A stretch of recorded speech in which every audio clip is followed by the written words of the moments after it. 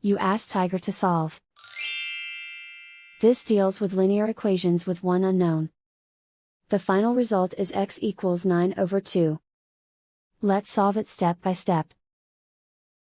Group all x terms on the left side of the equation. Subtract 4x from both sides. Group like terms.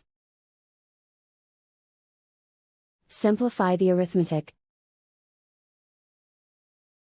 Group like terms. Simplify the arithmetic. Group all constants on the right side of the equation.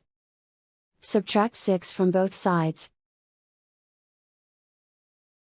Simplify the arithmetic.